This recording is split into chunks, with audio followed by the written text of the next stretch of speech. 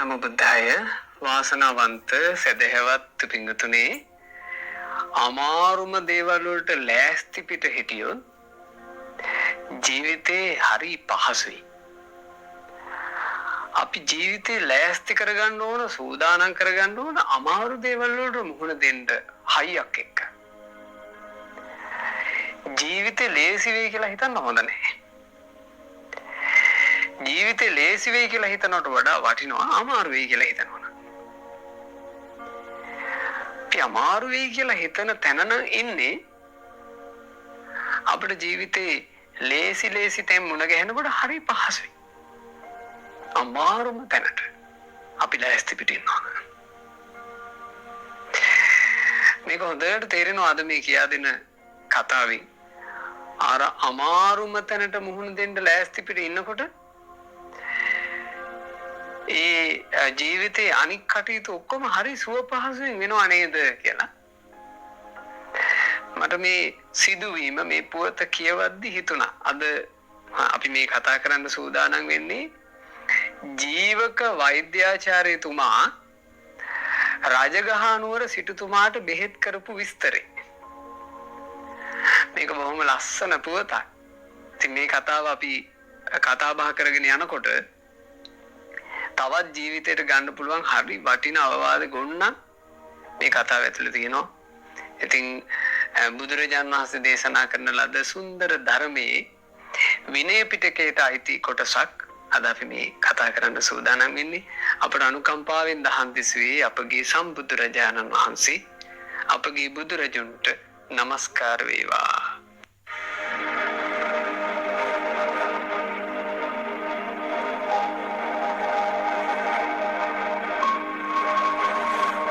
මේ සිදුවීම වෙද්දී ජීවක නැමැති වෛද්‍යාචාර්යතුමා හරි ප්‍රසිද්ධයි.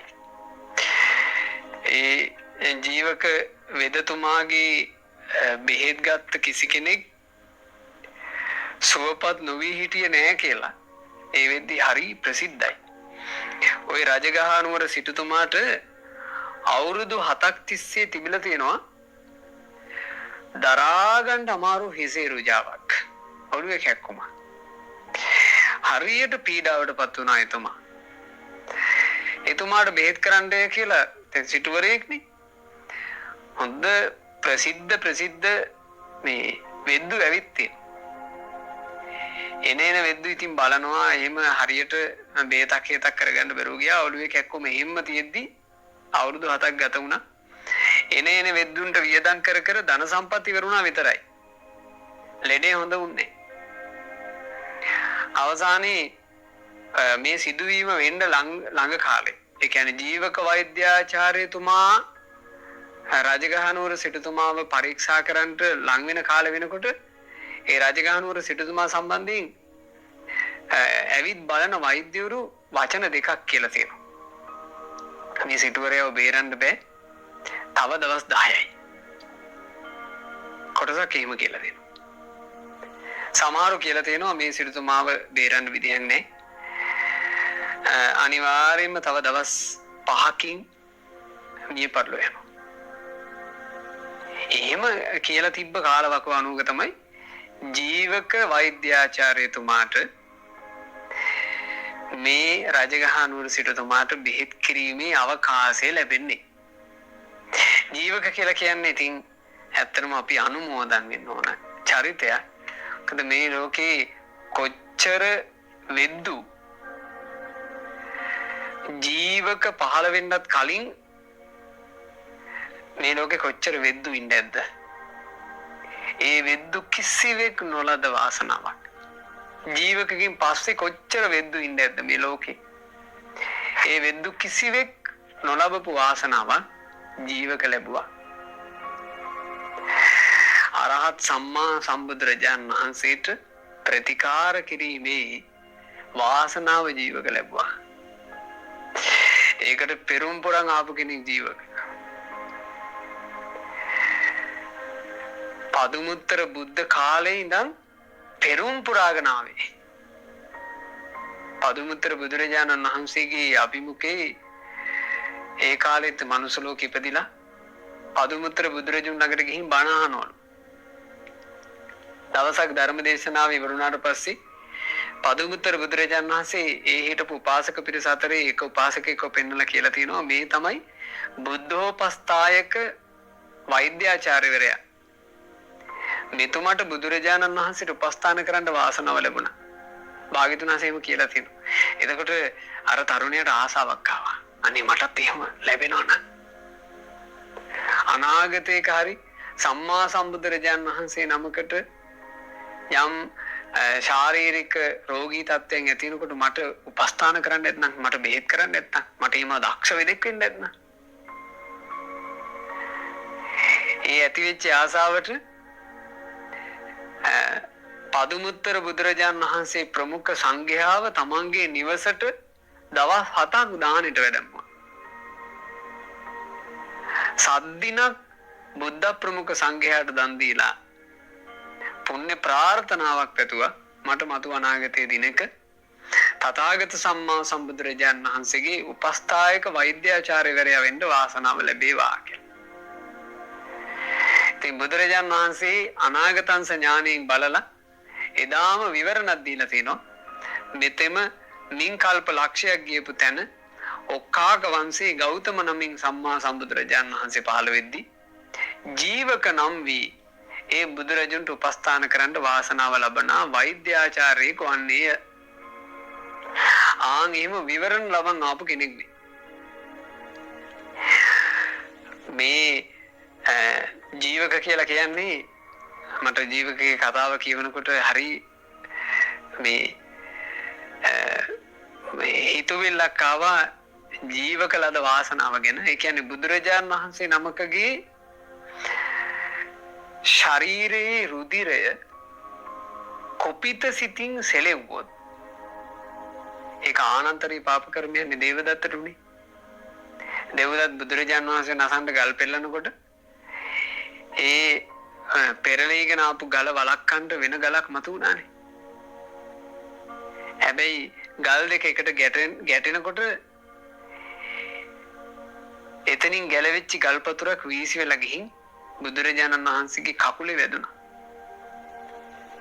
ශාස්ත්‍රෝන් වහන්සේගේ පාය තුවාල වුණා. රුධිරේ පැන නැග්ගා. ඒක දෙව්දත්ගේ දුෂ්ට ක්‍රියාවකින් වෙච්ච නිසා කර්මය ඔහුට ගියා. දේවදත්ත ආනන්තරී පාප කර්ම කරගත්තා. තථාගත බුදුරජාණන් වහන්සේගේ රුධිරය කුපිත සිතින් සෙලෙව්වා. ජීවක තමයි වාසනාවන්ත උනේ බුදුරජාණන් වහන්සේගේ ඒ කකුලේ ඇතිවෙච්ච තුවාලයට බෙහෙත් කරන්න. අර ගල්පතුර වැදිලා තැලිලා ඒ තැලුණු ස්ථානයේ ලේ කැටි ගහලා තිබ්බා. ඒ විස වෙච්චි නරක් වෙච්චි ලේ පිටවීම පිණිස ජීවක බෙහෙතක් බැඳා. ඒ බෙහෙත බැඳලා ඒ බෙහෙත ලියනකොට බුදුරජාණන් වහන්සේගේ ශරීරයේ පිටවිය යුතු අපිරිසිදු රුධිරය පරණ වෙච්ච රුධිරය ඔක්කොම පිට වෙලා ගියා. ජීවකට බොහෝ පිං වැරුණා. ජීවකත් ශාස්ත්‍රඥ වහන්සේගේ ශරීරයේ තිබුණු රුධිරය ඉවත් කළා. හැබැයි පිං වැරුණා. ඉතින් එහෙම අසිරිමත් කෙනෙක් ওই ජීවක. හැබැයි බලන්න මේ ජීවකගේ කතාවේ මේක සම්බන්ධයෙන් වෙන කිසිම විස්තරයක් නැහැ. ඒත් ජීවක ඉපදිච්ච විදිහ. ඔය ජීවකගේ අම්මා ගණිකාවක්, වෛශ්‍යාවක්. ජීවක උපන්නේ රජගහ. රජගහ නුවර ඒ වෙනකොට හිටියා සාලවතී කියලා ගණිකාවක්. ඔය සාලවතී ගණිකාව බොහොම ලස්සන රූසපුවක් තිබිච්චි දෙකුම් කළ තැනැත්තියක්, හරි ප්‍රසාදජනකයි. ඒව එක දවසකට එක රැයකට ඇසුරු කරන්ට ඇය කහවණු 100ක් අය කළා. ඉතින් බොහෝ ධන සම්පත් තියෙන මිනිස්සු තමයි මේ සාලවතී ගණිකාව. එමෙ නැත්නම් ඒ කාලේ ඇයලට කියලා තියෙන්නේ නගර සෝභිනී. නමුත් පාලියෙම කියනවා සාලවතී ගණිකා කියලා. ඔය ගණිකාව ඇසුරු කරන්න ඉතින් යනවා. ඔය පුරුෂයෝ නිසා සාලවතී ගණිකාව ගැබ් ගත්තා. ටික දවසක් ගියාට පස්සේ තමයි එයාට තේරුනේ තමන්ගේ බඩේ දරු පෙටි පිහිටියා. දැන් දරු පෙටිය පිහිටලා මුල් කාලේ තේරුණා නම් ওই දරුවා නසන. ගණිකාව එහෙමනේ. ගණිකාව පුරුෂයොත් එක්ක හිටියාට මේ දරුවෝ බඩට ගන්න බලාගෙන පුරුෂයොත් එක්ක ඉන්නව නෙමෙයිනේ. හැබැයි සාලවතීගේ කුසේ මේ දරු පෙටිය පිහිටියා. මෙයා මහා පින්සාර කෙනෙක්ින්ද තමයි සාලවතී ගණිකාවට ඕක තේරුන්නේ. ටික කාලයක් ගිහිල්ලා ගැබ මෝරනකොට තමයි සාලවතී දැනගත්තේ තමන් මේ ගර්භණී වෙලා. එතකොට සාලවතී කල්පනා කළා ස්ත්‍රිය ගැබ්බර වුණාම පුරුෂයන්ගේ හිත ඇදිලා යන්නේ. දැන් මේ සාලවතී නගර සෝබනී ගැබිනියක් වෙලා කියලා ප්‍රසිද්ධ වුණොත් එහෙම මට තියෙන සත්කාරාදී පිරිහෙලයි පුරුෂයෝ මාව බලන් දෙන එකක් නේ. පුරුෂයන්ට මාව ඇසුරු කිරීම අප්‍රසන්න වේවි. එහෙනම් මේක ප්‍රසිද්ධ වෙන්න තියන්න හොඳ නැහැ කියලා සාලවතී වෛශ්‍යාව ගණිකාව ඇයගේ මන්දිරේ දොරටුපාලයට කතා කරලා කිව්වා මේ දොරටුපාලේ මාව පතාගෙන කිසිම පුරුෂයෙක් ආවට ඇතුළට ගන්න එපා. ගේට්ටුව ගාවින්ම හරවලා යවන්න. මේ අපේ ආර්යාව මේ වෙද්දී ගිලන් වෙලා ඉන්නේ. ඒ නිසා ඇය සුවපත් වුණාට පස්සේ තමයි ආයේ ඇසුරු කරනවා නම් දැන් මේ කාලේ බෑ. ගිලන් වෙලා කියලා ප්‍රසිද්ධ කළා. කාටත් උරා තමන්ගේ මන්දිරය ඇතුලේ දරුවෙක්ව බිහි කළා. දරුවා බිහි කරන්න කලින් හිතාගෙන හිටියා මේ දරුවා කෑනු ළමයෙක් වුණොත් එහෙම තමන්ම පෝෂණය කරනවා. හැබැයි පිරිමි ළමයෙක් වුණොත් එහෙම ඒ පිරිමි ළමයා තමන්ට අදාළ නැහැ වීසි කරලා දානවා. බිහි වුණේ පිරිමි ළමයෙක්. මහා පින්සාර කෙනෙක්. මතු වනාගතේ සම්මා සම්බුදු රජුන්ට උපස්ථාන කරන්න තරම් පිනක් තියෙන කෙනෙක්. බුදුරජාණන් වහන්සේගේ රන්වන් බුදු බඳට ගිහියෙක් විදිහට මෙහිම අත තියලා තථාගතයන් වහන්සේගේ පායුග ස්පර්ශ කරන්න, ඒ කියන්නේ බුදුරජාණන් වහන්සේගේ පායුග ස්පර්ශ කරනවා කියන එක කීයෙන් කී දෙනාද ලබන්නේ නැත්තේ? බුදුරජාණන් වහන්සේගේ ශරීරය පරීක්ෂා කරන්න, භාග්‍යතුන් වහන්සේගේ සිරුර අල්ලන්න, ඒකට බෙහෙත් බඳින්න. එහෙම වාසනා ලබන මහ පින්සාර කෙනෙක් මේ ආවේ. නමුත් බලන්න ඉපදිච්ච හැටි. ගණිකාවකගේ කුසින් තාත්තෙක් කවුද කියලා හරියට දන්නේ නැතුව උපත ලැබුවා.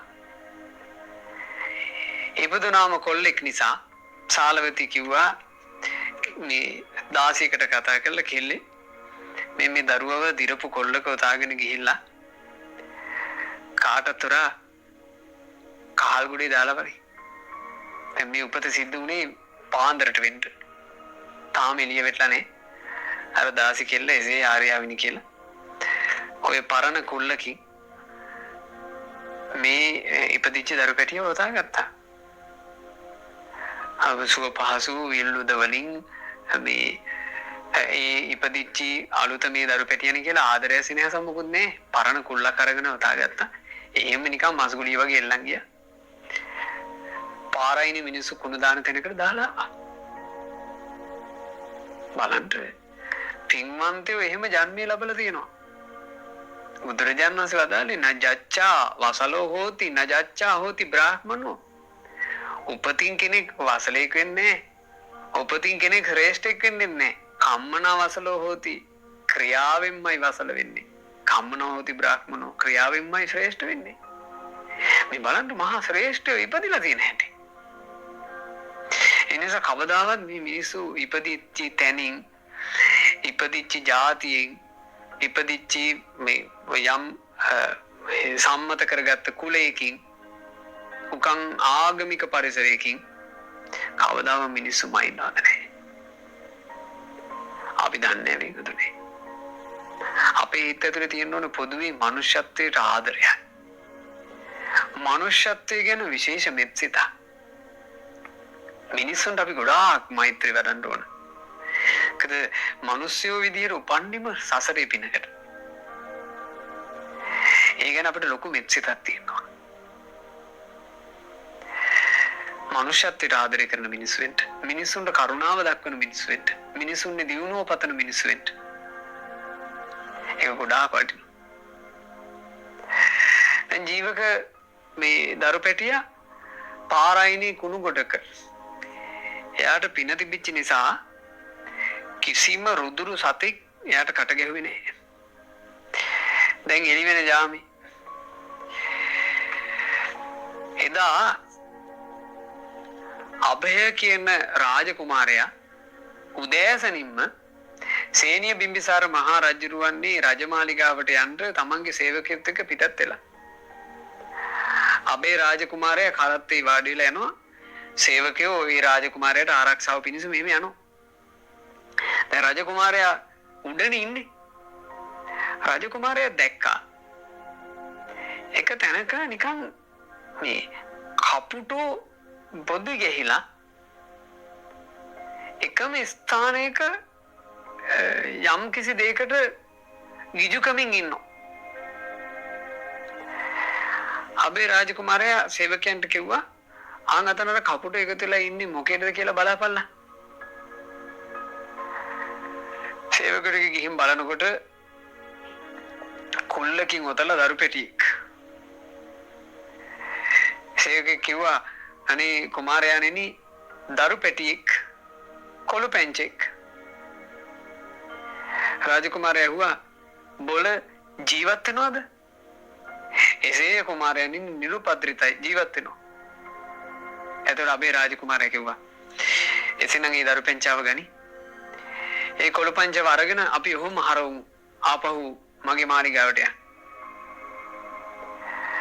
අබේ රාජකුමාරයා මේ කුල්ලක ඔතලා දාලා හිටපු දරු පැටියව අරගෙන ගිහින් තමන්නේ අන්තපුර බිසවරුන්ට බාර කළා.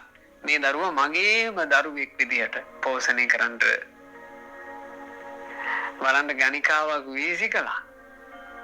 රාජකුමාරයෙකුට පියසෙනෙහස උපන්න.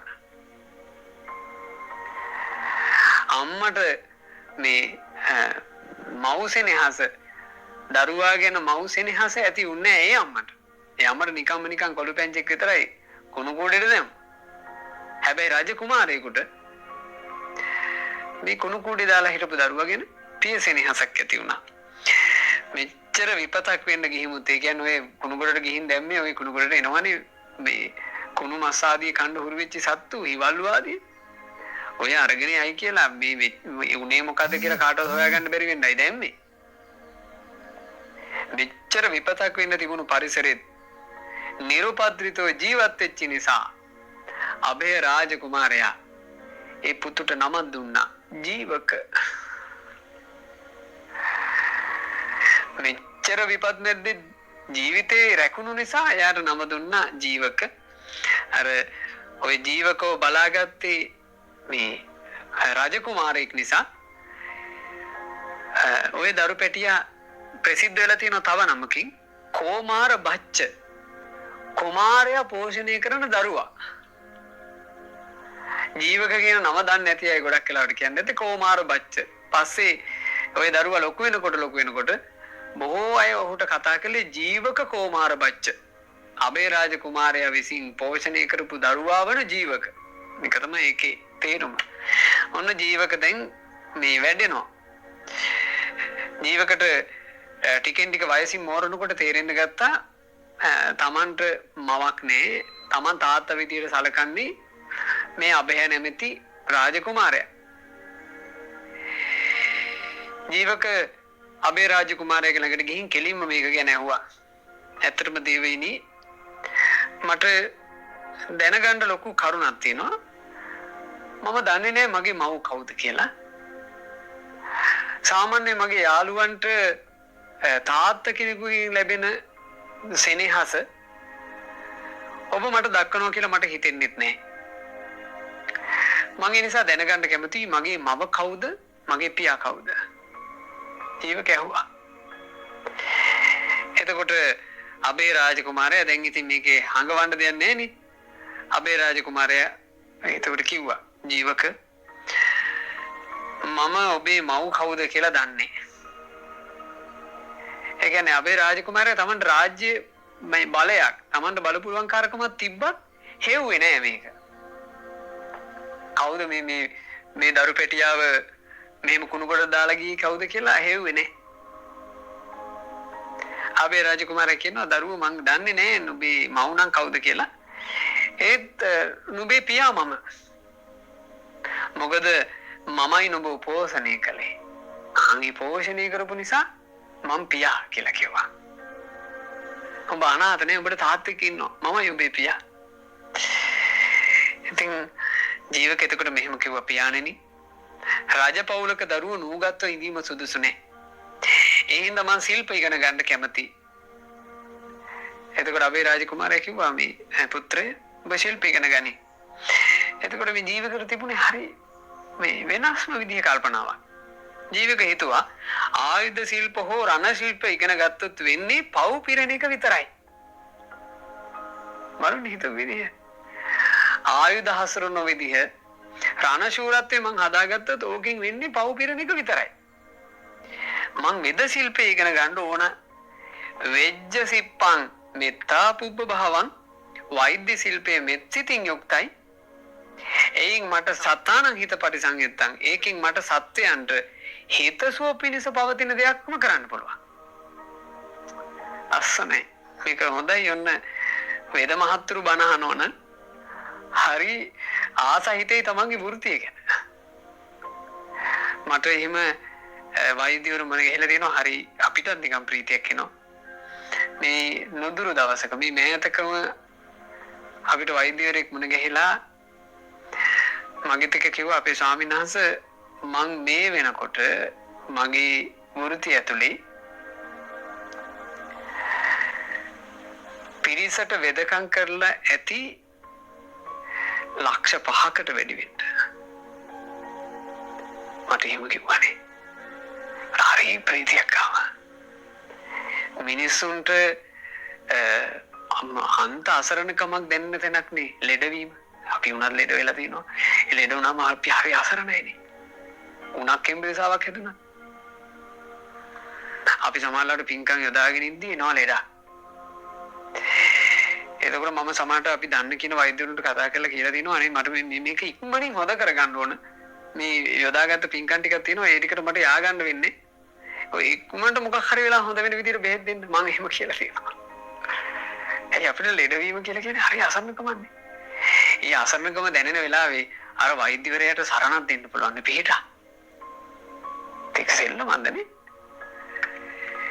ඒ නිසා වෛද්‍ය වෘත්තිය කියන එක නම් පිනකට ලැබෙන පුදුම මේ වටින වෘත්තියක්. ඔබ වෛද්‍යවරයෙක් නම් වෛද්‍යවරියක් නම් එහෙම නැත්නම් අඩු ගානේ හෙද නිලධාරිනියක් වගේ නම් කොටිම ওই බේතක් හේතක් ඕ ලියලා දෙන කෙනෙක් නම් කොටින්ම මේ රෝගීන්ගෙන් ගන්න ඕන ওই සාම්පල් ආදී ඕවා පරීක්ෂා කරන තැන් වල කටයුතු කරන්නේ. එහෙම කෙනෙක් හරිනම් සතුටු වෙන්න ගොඩාක්. ඔබට ඒ ඉගෙනගත්ත ශිල්පය ඔබට යහපත පිණිස පවතින එකක්මයි. කොච්චර වටිනවද එහෙම එකක් ජීවිතේ මේ ලැබීම. ජීවක එහෙම කල්පනා කළා. ඒ නිසා මං වෛද්‍යවරයෙක් විදිහට ඉගෙන ගන්න ඕන. ඉතින් ඒකටම හේතු වුණා අර මින් කල්ප ලක්ෂයකට පෙර පතපු පැතුම. ඒ හින්දාම ඔය තක්සලා නුවර දිසාපාමුක් ආචාර්යින් ලෙස හිටපු බොහොම දක්ෂ වෙදෙක් ජීවක තමන්ගේ ගුරුතුමා විදිහට තෝරගත්තා. අබේ රාජකුමාරයාට නොකියාම ජීවක ඉගෙන ගන්න ගියා. ඇයි අබේ රාජකුමාරයාට කිව්වේ නැත්තේ? අබේ රාජකුමාරයාට ඔක කිව්වනම් කියනවා පුතේ ඔය වෙදකම් ඉගෙනගෙන වැඩක් නැහැ. කඩු හරඹ ඉගෙන ගනි. දුණු හරඹ ඉගෙන ගනි. ඒ නිසා අබේ රාජකුමාරයාට කියන්නේ නැතුව තනියෙන් ගියේ. වෛද්‍යචාර්යතුමා ගාන ළඟට ගිහිල්ලා කිව්වා ආචාර්යිනි මං ශිල්ප ඉගෙන ගන්න කැමතියි. ආචාර්යින් කිව්වා හොඳයි කොල්ලෝ ඉගෙන ගනි මං උගන්වන්නම්. එදා ඉඳලා ජීවක ඉගෙන ගත්තා. ජීවක කියලා කියන්නේ ඉගෙන ගැනීමට උපන් හපන් චරිතේ. හිතා ගන්න බෑ ඒ ආචාර්යවරයාට ජීවකත් එක්ක මහන්සියට දෙයක් නෑ උගන්වන්නට. ජීවක වේගෙන් ඉගෙන ගත්තා. අවුට උගන්වන්න එකක්වත් නැසුන්නේ. ජීවක අවුරුදු 7ක් 7 අවුරුද්දක් අති දක්ෂ විදිහට ශිල්ප හදාarලා ජීවකටම හිතෙනවා මම මෙච්චර ඉගෙනගෙන තාම මේ ශිල්පේ කෙලවරක් පේන්නේ නේ. කවදා මේ ශිල්පවල කෙලවරක් දකින්න පුළුවන් වෙයිද? මේක කවද්ද ඉවර වෙන්නේ කියලා අහගන්න ඕන ආචාර්ය ළඟට. එහෙම ගිහින් ආචාර්යනි කිව්වා ආචාර්යනි මේ ශිල්ප ඉගෙන ගැනීමේ වැඩේ කවද්ද ඉවර වෙන්නේ? දැන් මේක කෝස් එකක් කියලා හිතන්නකෝ මේ කෝස් එක කවද්ද ඉවර වෙන්නේ කියලා ඇහුවා. මේක ඉවරයක් නෑනේ. ආචාර්යනි කවද්ද මම මේකේ කෙලවරකට යන්නේ? ඒ වෙනකොට ආචාර්යින් දන්නවා ජීවක කියන්නේ අති දක්ෂයා කියලා. ආචාර්යින් කිව්වා හරි පුත්‍රය එහෙනම් දැන් ඔබ ඉගෙනගත්ත ශිල්ප දැනුමින් ආනර බිම කනින යවුල අරගෙන ගිහින් මේ තක්සලා නුවර තක්සලා කියලා කියන්නේ ඔය පාකිස්තාන. ඔය තක්සලා නුවර පුරා උඹ යොදුනක් ඇවිද බලපන්. බෙහෙතක් නොවන දෙයක් දැක්කොත් ඒ දේ අරගෙන වරේ. දැන් මේ ශිල්ප පරීක්ෂා කරන්න දෙන පරීක්ෂණ. යවුලක් අරගෙන මේ යොදුනක් පුරාවට තක්සලා නුවර ඇවිදලා බලන්න කිව්වා. යොදුනක වපසරියා. බෙහෙතක් නොවන යම් ගහක් තියෙනවා නම් ඒ ගහ අරන් ඉන්න කිව්වා. ජීවක යනවා. ගිහින් මුණ ගැහෙන ගහ බලනවා හැම ගහක්ම බෙහෙතක්. බෙහෙතක් නොවන ගසක් නැත. හිස් අතින් ආවා. ඇවිත් කිව්වා ආචාර්යනි මං තක්සලා නුවර ආපසු යොදුනක්ම ඇවිද්දා.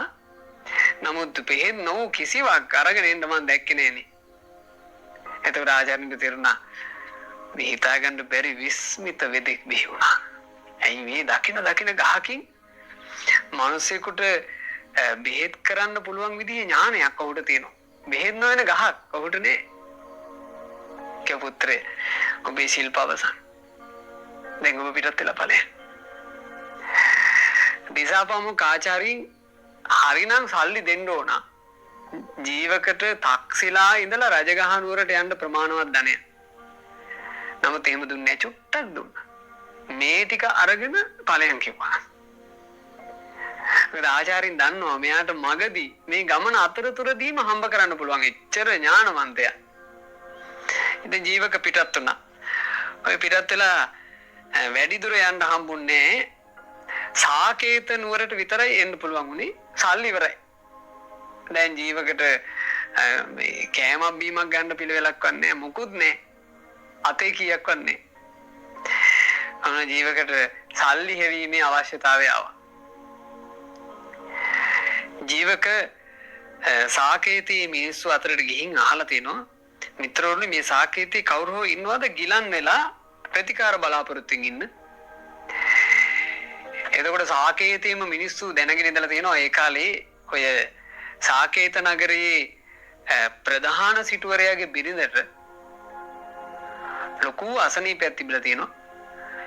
ඒක අවුරුදු 7-8ක් ගිහිල්ලත් කිසිම වෙදෙකුට හොඳ කරන්න බැරි වෙලා. ජීවකට කිව්වා මෙහිම ඔය සිටු ගෙදරට ගිහින් බැලුවා නම් ඒ සිටු දේවී නම් හරි අමාරුවෙන් ඉන්නේ. නොයෙක් වෛද්‍යවරු ඇවිල්ලා එක එක ඒවා කළා එකක්වත් හරි ගියේ නෑ කිව්වා. ඉතින් ජීවක ඒ සිටු ගෙදරට ගිහිල්ලා ඒ සිටු ගෙදර සේවකයාට පණිවිඩයක් ඇහුවා. මේ සේවකයා ඇති පණිවිඩයක් ඇහුවා මේ වේද මහත්තයෙක් ඇවිත් ඉන්නවා ප්‍රතිකාර කරන්න. ඒ සිටු දේවී ඇයට තිබුණේ තද ඔළුවේ අමාරුවක්. ඇය ඔළුවත් අල්ලගෙන ඇහුවා අර මේ දොරටුපාල සේවකයන්ගෙන් මේ තරුණ පහේ කෙනෙක්ද වයසට පළච්චි කෙනෙක්ද?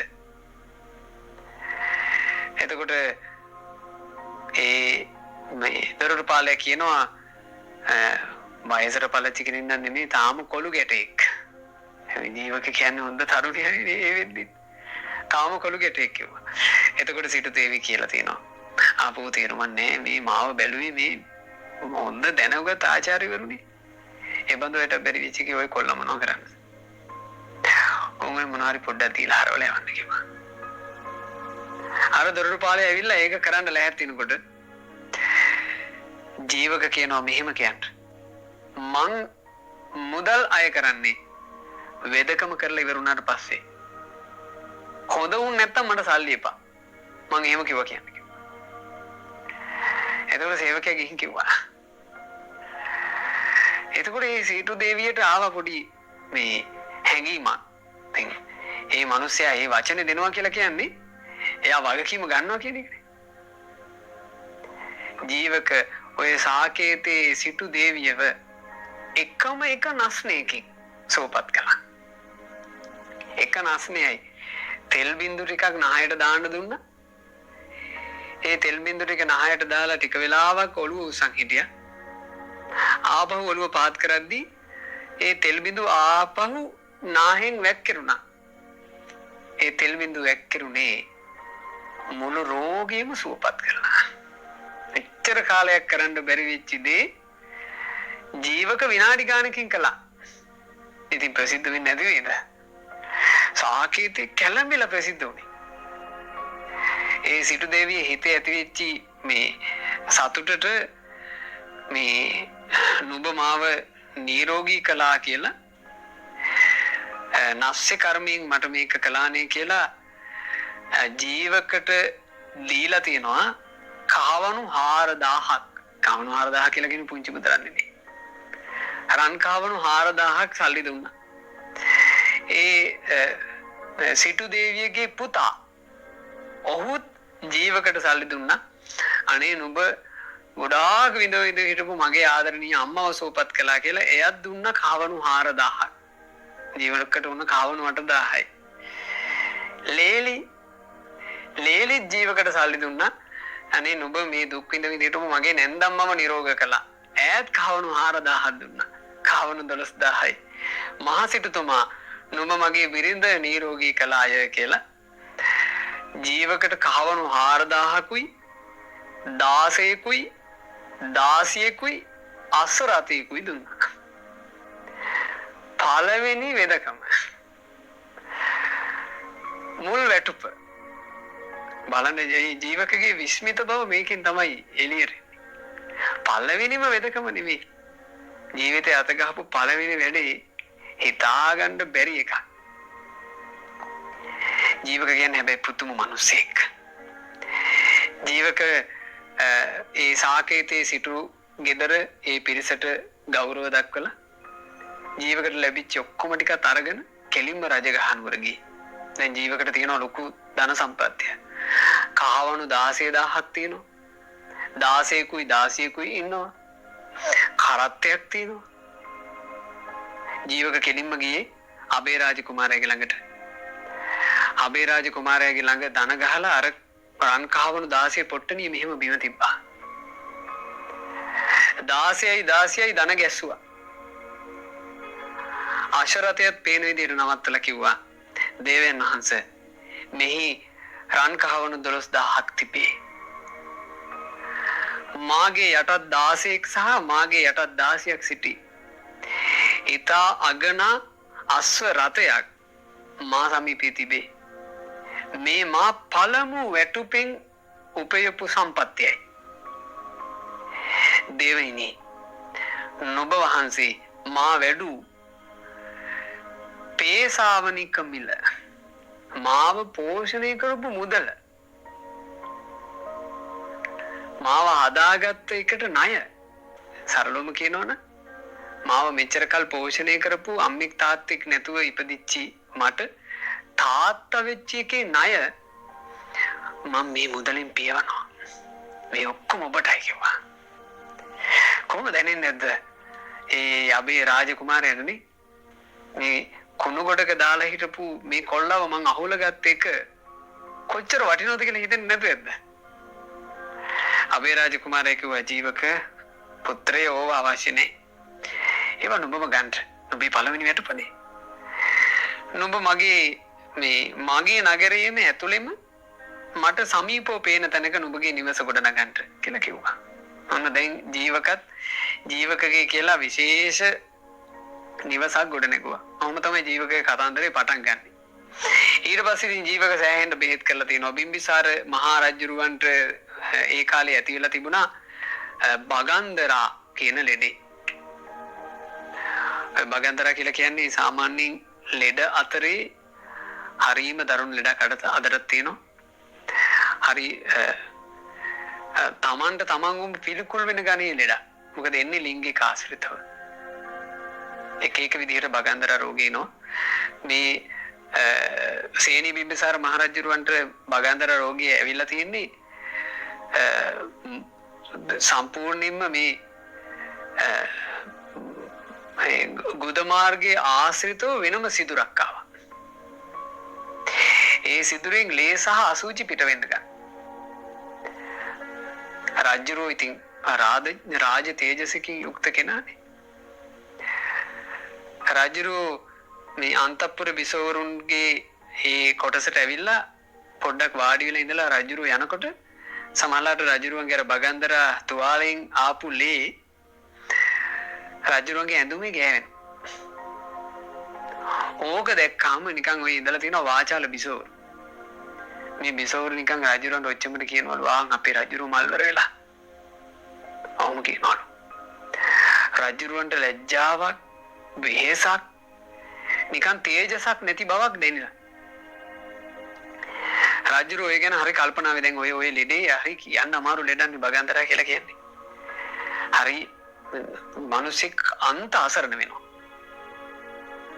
රජුරුව මේක කාටවත් කිව්වේ නැහැ. ඔය රෙදි කෑලි ආදී තිය මේ කොහොම හරි තමන්ගේ ලේසරව තමන්ම මේ පිහදදා මේක කාටවත් කියන්නේ නැතුව හිටියා. නමුත් ලෙඩේ උත්සන්න වෙනවා. රජුරුවට ගොඩාක් හිතවත් අපේ රාජකුමාරයා. රජුරුව අපේ රාජකුමාරයව හම්බෙච්ච වෙලාවක අපේ රාජකුමාරයව රජතුමනි ඔබතුමා නිකන් මේ කාලේ සතුටින් නෑ වගේ. එතකොට කිව්වා ජීවකමට මෙහෙම වැඩන්නේ. මේ තුවාලේ එන්න වැඩි වෙනවා මටත් හිතා ගන්න බෑ මොකද්ද මේ කියලා. එතකොට අපේ රාජකුමාරයාට මතක් වුණා ජීවකව. ඇයි ජීවක මේ පළවෙනි වෙදකම කරලා මේ වෙදෙක් ජීවිතේ සෑහෙන කාලයක් හොයලා කරන මේ ගන්න මුදලා පළවෙනි වෙදකම හෙව්වනේ. ජීවක ගැන කිව්වා. මගේ පුතෙක් වගේ ඉන්න ජීවක ඔබට වෙදකම් කරයි කිව්වා. අන්න ජීවකට සේනිය බිම්බිසාර මහා රජුරුවන්ගේ ශරීරයට අත තියන්න ලැබුණා. මේ අවස්ථාව හැදෙන හැටි රාජිකුගේ ඇඟට හැමෝටම අත තියන්න බෑ. ජීවක රජුරවන්ට තියෙන ලෙඩේ මොකද්ද කියලා අහගත්තට පස්සේ ජීවක බෙහෙත අරගෙන ගියා කියලා කියන්නේ මේ නියපොතු අතරේ හංගවගෙන. හොඳ කරන්න ඕන බෙහෙත තමන් කලවම් කරලා හදලා ඒක නියපොතු අතරේ තියන් ගියා. රජුරවන්ට මේ රහස්‍ය තැනකට එකතු කරගෙන ගිහිල්ලා රජතුමාට කිව්වා රජතුමනි ඔය වස්ත්‍රය අයින් කරන්න මට මේ තුවාලේ බලන්න ඕන. රජුරෝ ජීවකට තුවාලේ පෙන්නුවා. ඒ තුවාලේ පෙන්නලා එක පිරිමැදීමයි එක ආලේපනයයි. අර බෙහෙතත් එක්ක කලවම් කරලා ආලේපනය කළා. සම්පූර්ණයෙන්ම බගන්දර තුවාලේ වේලිලා ගියා. හොඳ වුණා. අබේ රාජ කුමාරයාගේ ළඟ හිටපු වෛද්‍යාචාර්යයා ඔන්න සේනිය බිම්බිසාර රජුරුව තමන්ගේ රාජකීය වෛද්‍යාචාර්යවරයා බවට පත් කරගත්තා.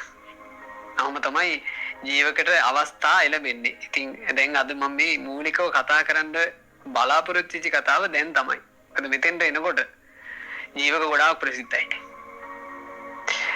ওই කාලේ රජගහ නුවර සිටුතුමා අවුරුදු 7ක් තිස්සේ අතිශයින්ම උග්‍ර වූ හිස රුජාවකින් පෙළෙමින් හිටියා. එතුමට කවුරු වෙදකම් කළත් හොඳ උන්නේ. අවසානයේ බලන් දෙන වෙද්දු අර වචන ටික කියලා යමින් හිටියේ. තව දවස් 10ක් වගේ ඉඳී. සමහර වෙද්දු කිව්වා තව දවස් 7ක් වගේ ඉඳී. සමහර වෙද්දු කිව්වා මේ දවස් 7ක් ඉන්නේ නැහැ තව දවස් 5යි. එහෙම කිව්වා. ඔහොම තියෙද්දි ඉතින් දරුවන්ට ඥාතීන්ට ඔක්කොටම දැනිලා මේ සිටුතුමා කොහොම හරි හොඳ කරගන්න ඕනි කියලා. ඔය ASCII සිටුතුමාට ආම්බෙකට වගේ ආරංචි ආවා. මේ අපේ සේනිය බිම්බිසාර මහා රජුරවන්ට තිබිච්ච බගන්දරා රෝගය එකම එක ආලේපනයකින් සුවපත් කරපු අතිදක්ෂ වෙදෙක් ඉන්නවලු ජීවක කියලා. ජීවකව ගෙන්නගෙන මේ මගේ රෝගයත් පොඩ්ඩක් ජීවකට පෙන්න ගන්න පුළුවන් වුණා නම් හොඳයි. එහෙම හිතලා රජගහ නුවර සිටුතුමා සේනිය බිම්බිසාර මහ රජුරුවන්ගේ ළඟට තමන්ගේ පුරුෂය එව්වා. ඒවල ඉතින් කාරණේ විස්තරي කිව්වා. එතකොට බිම්බිසාර මහරජුරු ජීවකට අණ කළා. එහෙමනම් ජීවක ඔබ අපේ මේ රජගහනුවර සිටුතුමාගේ ළඟට ගිහිල්ලා ඒ සිටුවරයාට ප්‍රතිකාර කරන්න, ඒ සිටුවරයව සුවපත් කරන්න. එසේ දේවෙනි කියලා ඔන්න දැන් ජීවක පිටත් වෙලා ගියා. ජීවක සිටුවරයාව පරීක්ෂා කරලා බලනකොට මඳුනගත්තා මෙතුමාට තියෙන රෝගී මොකද්ද? මොකද්ද කළ යුතු බෙහෙත? ජීවක අහනවා සිටුවරය, මම ඔබව නිරෝග කළොත් ඔබ මට මොනවද දෙන්නේ? වැට පැහුවා. එතකොට සිටුවරයා කියනවා, ආචාර්යනි මට මේ ලෙඩේ හොඳ වෙනවා නම් මා සතු සියලු සම්පත් ඔබට දීලා මම ඔබේ දාසය වෙන්න. එච්චර අමාරුවක් තිබ්බා. මම ඔක්කොම සම්පත් ඔබට දීලා ඔබේ දාසය වෙනවා. ඒක තමයි ඔබේ වැටුප. එතකොට ජීවක කියනවා, හොඳයි සිටුවරේ, මං එහෙනම් ඔබට බෙහෙත් කරනවා. හැබැයි ඔබ මට පොරොන්දු වෙන්න ඕන. මම මේ කියන විදිහට ඔබට ඉන්න පුළුවන් නම් විතරයි මම ප්‍රතිකාර කරන්නේ. ඔබට පුළුවන්ද මාස 7ක් වම් ඇලයෙන් ඉන්න? අපි මේ නිදාගන්නේ වම් ඇලයට හැරිලා වම් පැත්තට. වම් පැත්තට හැරිලා මාස 7ක් එකම ඉරියව්වේ ඉන්න පුළුවන්ද? එතකොට මේ සිටුතුමා මොකක් කියන්නේද? සිටුතුමා කිව්ව පුළුවන් ආචාර්යනි. එක දිගට මාස 7ක් මං වම් ඇලෙන්න නිදාගෙන ඉන්න. මට පුළුවන් කරන්න. සිටුවරේ ඒක එතනින් ඉවර නෑ. ඔබට පුළුවන්ද දකුණු ඇලයෙන් තව මාස 7ක් එක දිගට ඉන්න? සිටුතුමා කිව්වා පුළුවන් ආචාර්යනි, මං දකුණු ඇලෙමුත් මාස 7ක් ඉන්න. ඔබට පුළුවන්ද උඩු බැලිව උඩුකුරුව තව මාස 7ක් එකම ඉරියව්වෙන් යහන ඉන්න? කිව්වා ආචාර්යනි මට එහෙම ඉන්නත් පුළුවන්. දැන් මේ සෙල්ලම් කාලයකටද මේක බාරගත්තේ. මාස 21ක්. මාස 7යි මාස 7යි මාස 7ක්. ඇඳින් නැගිටින්න බෑ. මාස 7ක් වම් ඇලේ, මාස 7ක් දකුණු ඇලේ, මාස 7ක් උඩුකුරුව ඉන්න පුළුවන් නම් ප්‍රතිකාර කරන්න කිව්වා. එතකොට මේක බැරෑරුම් කටයුත්තන්නේ. හැබැයි ලෙඩේ හොද කරගන්න තියෙන උවමනාව නිසා මේ සිටුවරයා කිව්වා මං ඉන්නම්. ඕන්න ජීවක සිටුතුමාට බෙහෙත් කරනවා. මේක බොහොම අමාරු ඔපරේෂන් එකක් තිබිලා තියෙන්නේ. ඒ නිසා මුලින්ම කළේ සිටුතුමාව ඇඳේම වාඩි කෙරෙව්වා. වාඩි කරලා සිටුතුමාගේ හිස හොඳට විවර කරගන්න පුළුවන් වෙන විදිහට ඉඳලා සිටුතුමාගේ අත් කකුල් ආදිය ඇඳට තියලා ගැට ගැව්වා. දඟලන්න බැරි වෙන්න. ඊට පස්සේ මේ ජීවක සිටුවරයාගේ හිස මේක කියනවා සීවිය පලා හිස් බැඳුම 3 සංදිය වෙන් කළා. මේ හිස් කබල සංදි 3කින් එකතු වෙන්නේ. ඔය සංදි 3 වෙන් කළා. ඉතින් ඒ කාලේ හැටියට ඒ බඳු මේ ඔපරේෂන් එකක් කරලා කියලා කියන්නේ මොලේ විවෘත කරලා කරන මේ ඔපරේෂන් එකක් කියලා කියන්නේ ඒක අති දක්ෂ මේ වෛද්‍ය ශිල්පයක් නේ. හිස විවර කළා මොකක් හරි හිරි වැටෙන ක්‍රමයක් වගේ පාවිච්චි කරන්න ඇති. හිස විවෘත කළා. ඒ හිස විවෘත කරලා ජීවක ඊටාම සියුම් අණුවකින් මේ සිටුතුමාගේ මොළයේ අර මේ මස් ගොබ අතරේ හිටපු පණුවෝ දෙන්නෙක්ව පරේසමට ඇදලා ගත්තා. එක පණුවෙක් දිග පණුවෙක්, අනිත් පණුවක් කොට පණුවෙක්. පණුව දෙන්නව ඉවත් කළා.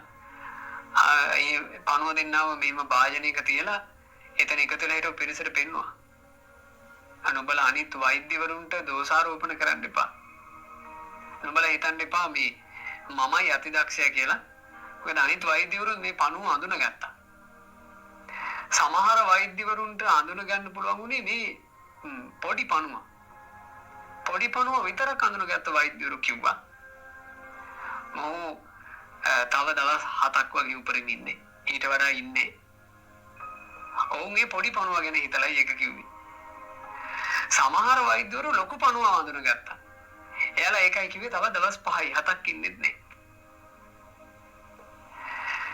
මම මේ පණුව දෙන්න වඳුනගෙන ඔන්න මං සුවපත් කළා. දැන් සිටුවරයාගේ රෝගී අවසන් කියලා ආපහු හිස තිබුණු විදිහටම සකස් කරලා මහලා ඔන්න දැන් තමයි වැඩි. දැන් ප්‍රතිකාර ඉවරයි. දැන් රෝගියාගෙන් බලාපොරොත්තු වෙච්ච දේ රෝගියා කළ යුතුයි. ජීවක සිටුවරයාගේ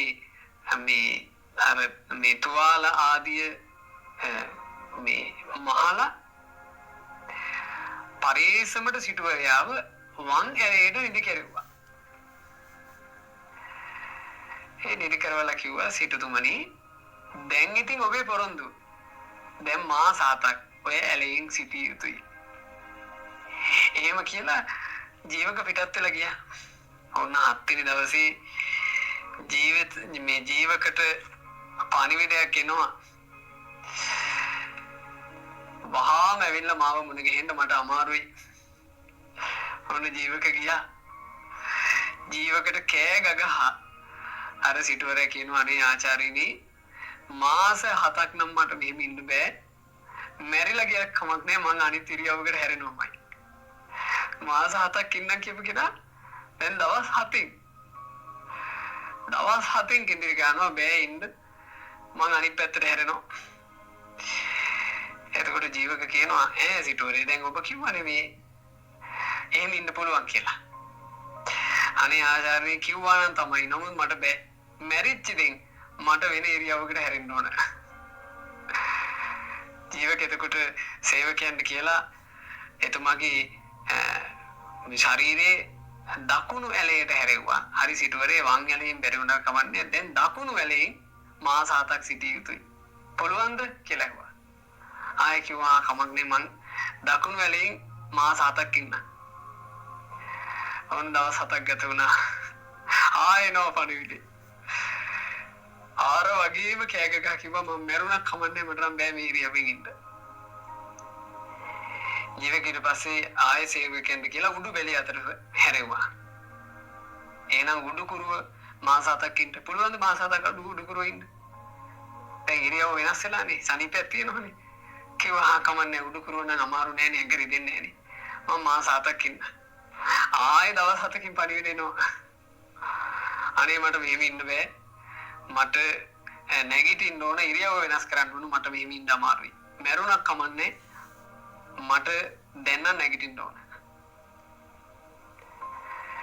ජීවක පැමිණිලා සියලුම බැඳුම් ලිහලා සිටුවරයාට නැගිටින්න අවසරය දුන්නා. කිව්වා සිටුවරය දැන් ඔබ සුවපත්.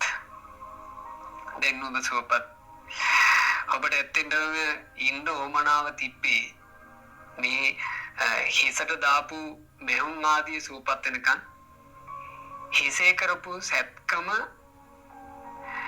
ඒ සැත්කමේදී යම් තුවාලයක් ආදී හටගත්තා නම් ඒක යලි නොපෑරුණු පිණිසත් ඔබට ඇත්තටම ඉන්න ඕමනාකම තිබුණේ සති 3යි. ඒ සති 3 තමයි ඔබ නැගිටින්නේ නැතුව ඉන්න අවශ්‍යතාවය මට තිබ්බේ. වම් ඇලෙන් දවස් 7යි දකුණු ඇලෙන් දවස් 7යි උඩු ඇලෙන් දවස් 7යි ඉන්නකොට ඔබ සුවපත් වෙනවා කියන එක මම දන්නවා. හැබැයි මම ඔබට කලින්ම කිව්වා නම් ඔබට වම් ඇලෙන් ඉන්න තියෙන සතියයි දකුණු ඇලෙන් ඉන්න තියෙන සතියයි උඩු ඇලෙන් ඉන්න තියෙන සතියයි කියලා. ඔබට පැය 7ක්වත් ඉන්න බැරුව වෙනවා. දුන්න ටාගට් එක ඉලක්කේ ගොඩාක් වැඩි මාස 7ක් ඉන්න ඕනේ කිව්වා. එතකොට සිටුවරයාගේ හිත ලැහැත්ති වුණේ මොකේද? අමාරුම දෙයට ලැහැස්ති වුණා. මාස 7ක් මිනිස්සෙක් එක ඉරියව්වක ඉන්නවා කියන එක අමාරු දෙයක්නේ. හැබැයි හිත ලැහැත්ති කරගත්ත අමාරු දෙයට. අමාරු දෙයට ලැහැත්තිලා හිටපු නිසා අර ලේසි දේ ඒක ලේසියම වුණා. පියයුත්ත වුණා. එතකොට ඒ සිටුතුමා ජීවකට පින් දුන්නා. අනේ ජීවක ඔබ මට බෙහෙතක් කළා. ඔබ මගේ හිතට දෙන්න ඕන හයියත් ඔබ මට දුන්නා. අනේ ඔබට මං පොරොන්දු වෙච්ච විදිහටම මාගේ සියලු සම්පත් මං ඔබට දෙනවා. මම ඔබගේ දාසයෙක් වෙනවා කිව්වා. ඒ පොරොන්දු වුණානේ. එතකොට ජීවක කියනවා නෑ සිටුවරේ එහෙම අවශ්‍ය නෑ. ඔබ මටත් රන් ලක්ෂයක් දෙන්න. කාවණු ලක්ෂයක් මං ඔබෙන් වැටුප බලාපොරොත්තු වෙනවා. මට මේ ඔබ උදෙසා වෙදකම් කරන්න මේ අවසරය දුන්නේ සේනිය බිම්බිසාර නිරිදා. බිම්බිසාර මහරජුරවන්ටත් රන් කාවණු ලක්ෂයක් දෙන්න. එතකොට ඒ රජගහනුවර සිටුතුමා තමන්ව සුවපත් කරපු ජීවක වෛද්‍යාචාර්යතුමාටත් රන් කාවණු ලක්ෂයක් දුන්නා. සේනිය බිම්බිසාර මහරජුරවන්ටත් රන් කාවණු ලක්ෂයක් දුන්නා. ඉතින් ඔහොම තමයි ඒ බරණැස් සිටුතුමාව ජීවක වෛද්‍යාචාර්යතුමා සුවපත් කළේ. ඉතින් මේකේ තව ගොඩාක් කතා තියෙනවා. රජගහනුවර සිටුතුමාව සුවපත් කරපු කතාව එකක්. ඊළඟට බරණැස හිටපු සිටු පුත්‍රයෙක්ව සුවපත් කළා. තව අපිට ඉදිරියේ දහම් කතාවක කතා කරන්න බොහෝම වටින කරුණක් තියෙනවා. ජීවක විසින් සුවපත් කළා චණ්ඩපජ්ජෝත උදේනී කියන රජුරුව. ඉතින් ජීවකගේ කතාවේ බොහොම සුන්දර තැන තමයි ජීවක ඔය චණ්ඩපජ්ජෝත උදේනි මහා රජුරවන්ට බෙහෙත් කරලා එතුමා සුවපත් වුණාට පස්සේ එතුමා ජීවකට එව්වා කෝසීය වස්ත්‍ර. ඒ කාලේ තිබිච්ච වටිනාම වස්ත්‍ර. මේ කෝසීය වස්ත්‍ර ටික අරගෙන ගිහින් ජීවක බුදුරජාණන් වහන්සේට පූජා කළා. ඒ වස්ත්‍ර වලට කියනවා සීවෙය්‍යක වස්ත්‍ර කියලා. ඒ සීවෙය්‍යක වස්ත්‍රය ඒක ගොඩාක් මිල අධික වස්ත්‍රයක්. ලේසි කෙනෙකුට පරිහරණය කරන්න ලැබෙන්නේ නැහැ. ඒ සීවෙය්‍යක කියන අතිශයින්ම සියුම් වස්ත්‍ර, ඊටාම අගනා වස්ත්‍ර ජීවක පූජා කළේ බුදුරජාණන් වහන්සේට. ස්වාමීනි මට මේ රජෙකුගෙන් ලැබුණු අගනා සීවෙය්‍යක වස්ත්‍ර මම ශාස්ත්‍රුන් වහන්සේට පූජා කරනවා, පූජා වේවා කියලා. බුදුරජාණන් වහන්සේ ඒ පිළිගත්තා. ආන්ගේ පිළිගැනීම කරපු දවසේ තමයි බුදුරජාණන් වහන්සේ සංඝයාට ග්‍රහපති සිවුරු පිළිගැනීම අනුදැන වදාළේ. ඒක තමයි විනය පිටකයේ මේ කතාව යන්න හේතුව. ජීවක තමයි මුලින්ම ශාස්ත්‍රෝන් වහන්සේ උදෙසා ග්‍රහපති සිවුරු කෙනෙකුගේ විසින් සකස් කරන ලද සිවුරක් පූජා කළේ ජීවක. එතකන් භික්ෂුන් භාවිතා කළේ පාංශුකූල වස්ත්‍ර. පාංශුකූල කියලා කියන්නේ මිනිස්සු විසික් කරන වස්ත්‍ර වලින් සකස් කරගන්න සිවුර. අර අගනා රෙදි වලින් ලස්සනට පිළිවෙල කරපු වස්ත්‍ර මේ පූජා කිරීම ඔය ජීවකගේ සීවේයක වස්ත්‍ර පූජාවෙන් පටන් ගත්තා කියලා තමයි ශාසන ඉතිහාසයේ සඳහන් වෙන්නේ. ඉතින් ජීවක ඔච්චර වාසනාවක් ලැබු කෙනෙක්ද? ඔය ජීවකගේ සිවුරු පූජාවත් එක්ක බුදුරජාන් වහන්සේ සංඝයාට සිවුරු පූජා කිරීම අනුදැන වදාළා. ඒ කාලේ මිනිස්සු ප්‍රීතියටපත් වුණාලු. අපට පින් කරගන්න ලැබිලා අපේ ශාස්ත්‍රඥ වහන්සේ සංඝයාට සිවුරු පිළිගැනීම අනුදැන වදාරලා. ඒ කාලේ ගොඩාක් කට්ටිය සිවුරු පූජා කර කර පින් කරගත්තා. ඉතින් මට අද මේ දහම් කතාවට මම මූලිකම කාරණේ කරගත්තේ ජීවිතේ අමාරුම දේවල් වෙනුවෙන් ලෑස්ති වෙන්න. එතකොට ජීවිතේ හරි පහසුයි කියන්නේ. අපිට තේරෙන්නේ නැති මේ රජගහනුවර සිටුවරයාට ප්‍රතිකාර කරපු කතාවෙන්ම අපිට තේරෙන්නේ නැති ඒ ජීවක කියන නුවණැති වෛද්‍යවරයා අමාරුම දෙයට ලෑස්ති කළේ ලෙඩා. අපි සමහරට මේ සමාජයට යනවා. මං ගැන මෛත්‍රියෙන් කටයුතු කරන ඈයෝම මට ලැබේවා. අපි එහෙම හිතනවා. මගෙත් එක්ක කතා කරන්න ඕන මෛත්‍රියෙන්මයි. මට කවුරුත් සැරවර දාන්න මේ ඕනේ. මං මේ බැනුම් අහන්න නැති සැරවර නැති පාඩ් දාන්න නැති කට්ටිය මට මුණ ගැහෙන්න ඕන. අපි එහෙම බලාගෙන මේ සමාජෙට ගියොත් එහෙම අපිට හරි වෙහෙස කරයි. ඒ සමහරු ඉන්නවා මහා මේ සැර වචන වලින් කතා කරා. පරුස වචන වලින් කතා කරා. හිතකට දරා ගන්න අමාරු වචන වලින් කතා කරා. ඔබ ලෑස්ති පිට යනවනේ. මේ සමාජ මිනිස්සු එහෙම අපිට ප්‍රිය වචනින්ම කතා කරන්නේ, පරුස වචනින් කතා කරන යතිදී, අලු වචනින් කතා කරන යතිදී අපි ලෑස්ති පිට යනවා. අමාරු දෙයට ලෑස්ති පිට ගියොත් ලේසි ජීවිතේ. අපි තුමු යම් කිසි කෙනෙක් ආදර සම්බන්ධතාවක් වගේ පටන් ගන්නකොට එයා ඒ සම්බන්ධතාවය බිඳිලා යන්න පුළුවන් කියන තැන හිටියොත් කියන්නේ අන්‍යෝන්‍ය හඳුනා ගැනීමක් එක්කනේ ආදර සම්බන්ධතාවක් පවතින්නේ. ඒ අන්‍යෝන්‍ය හඳුනා ගැනීම කියන එකට කාලයක් ගත වෙනවනේ. පටන් ගන්නකොටම සම්පූර්ණයෙන් හඳුනා ගන්න බෑනේ. ටික කලක් යනකොට Tamanට හරියන්නේ කියලා හිතන කෙනෙක්ව අනික් කෙනා අතාරිනවා. ආදර සම්බන්ධතාවය පටන් ගත්ත කියලා හිතමු.